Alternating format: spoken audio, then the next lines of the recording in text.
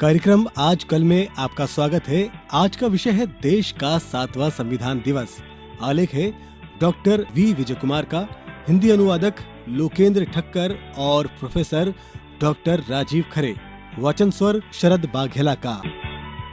दिनांक 26 नवंबर 2021 को राष्ट्रीय विधि संस्थान विश्वविद्यालय भोपाल ने संविधान दिवस को हर्षोल्लास के साथ मनाया, जिसके वरिष्ठ अधिवक्ता श्री वेंकट रमनी मुख्य अतिथि थे। भारतीय संविधान के अनुच्छेद 394 के परिपालन में 26 जनवरी 1950 को भारत का संविधान देश में लागू किया गया। 26 नवंबर, जिस दिन भारत में संविधान को अपनाया गया था, 2014 तक संविधान निर्माताओं के प्रति आभार व्यक्त करने के लिए पहले कानून दिवस के रूप में मनाया जाता था। Doctor B.R. अम्बेडकर न केवल मसौदा नीति के अध्यक्ष थे, बल्कि भारत संघ के प्रथम कानून मंत्री भी थे। मई 2015 में केंद्रीय मंत्रिमंडल ने घोषणा की कि 26 नवंबर को नागरिकों के बीच संवैधानिक मूल्यों को बढ़ावा देने के लिए संविधान दिवस के रूप में मनाया जाएगा। 26 नवंबर 1949 को संविधान सभा के अध्यक्ष डॉक्टर राजेंद्र प्रसाद ने भारत के नए संविधान को प्रमाणित किया, क्योंकि उसी दिन संविधान के कुछ प्रावधान लागू हुए थे। संविधान के शेष आर्टिकल 26 जनवरी 1950 को प्रभावशील किए गए, जिस दिन भारत देश एक गणराज्य बना। उसी दिन संविधान सभा समाप्त हो गई और अस्थायी संसद अस्तित्व में आ गई। चुनाव के बाद भारतीय संसद का गठन हुआ।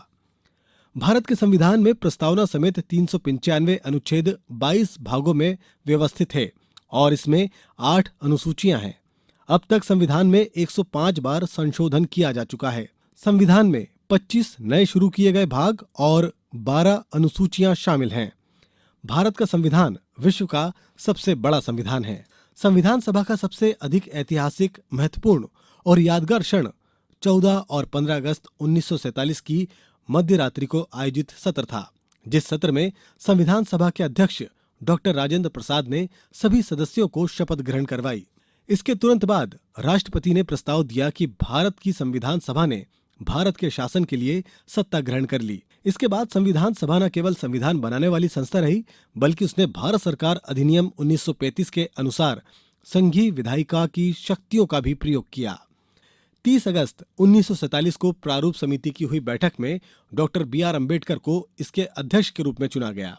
27 अक्टूबर 1947 से 13 फरवरी 1948 के दौरान संविधान के प्रारूप प्रावधानों पर प्रारूप समिति ने 42 दिन विचार और चर्चा की। प्रारूप समिति द्वारा अनुमोदन प्रारूप संविधान का अंतिम संस्करण 21 फरवरी 1948 को संविधान सभा के अध्यक्ष को प्रस्तुत किया गया था। इस दौरान D.P. खेतान के निधन से हुई रिक्ति को भरने के लिए T.T. कृष्णमाचारी को प्रारूप समिति में मनोनीत किया गया। प्रारूप समिति ने संविधान के प्रावधानों को पुनर्व्यवस्थित और आवश्यक सुधार हेतु कुछ और समय लिया। इसके उपरांत डॉक्टर अम्बेडकर ने पुनर्व्यवस्थित प्रावधानों को संविधान सभा के समक्ष रखा। 14, 15, 16 नवंबर 1949 डॉक्टर अम्बेडकर के प्रस्ताव को संविधान सभा ने स्वीकृत किया और ये निर्णय लिया कि संविधान को पारित किया जाए। उसके उपरांत संविधान सभा ने 9 दिनों तक पुनर्व्यवस्थित प्रावधानों पर चर्चा की और 26 नवंबर 1949 को संविधान को अपनाया गया। संविधान दिवस के दौरान संविधान की प्रस्तावना को पढ़ना सबसे महत्वपूर्ण गतिविधि है। संविधान की प्रस्तावना प्रदान करती है, हम भारत के लोग भारत को एक संपूर्ण प्रभुत्व, संपन्न समाजवादी, पंथ निरपेक्ष, लोकतंत्रात्मक गणराज्य बनाने के लिए तथा उसके समस्त नागरिकों को सामाजिक, आर्थिक एवं राजनीतिक न्याय, विचार, अभिव्यक्ति, विश्वास, धर्म और उपासना की स्वतंत्रता, प्रतिष्ठा और अवसर की समता प्राप्त करने के लिए तथा उन सब में व्यक्ति की गरिमा और राष्ट्र की एकता और अखंडता को सुनिश्चित करने वाली बंधुता बढ़ाने के लिए दृढ़ संकल्प होकर अपनी इस संविधान सभा में आज तारीख 26 नवंबर 1949 ईस्वी मिति मार्गशीर्ष शुक्ल सप्तमी संवत 2006 विक्रमी को एतद द्वारा इस संविधान को अंगीकृत, अधिनियमित और आत्मर्पित करते हैं। इस प्रकार प्रस्तावना स्पष्ट करती है कि भारत का संविधान भारत के लोगों द्वारा भारत के लोगों को दिया गया है।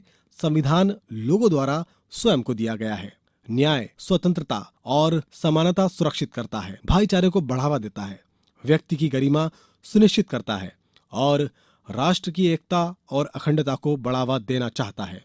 सर्वोत्तम संभव परिवार प्राप्त करने के लिए इन मूल्यों को भारत के प्रत्येक नागरिक को समझने की आवश्यकता है। यह संविधान दिवस समारोह का केंद्र बिंदु है। इसी के साथ आजकल कार्यक्रम संपन्न होता है। अनुमति दीजिए। नमस्कार।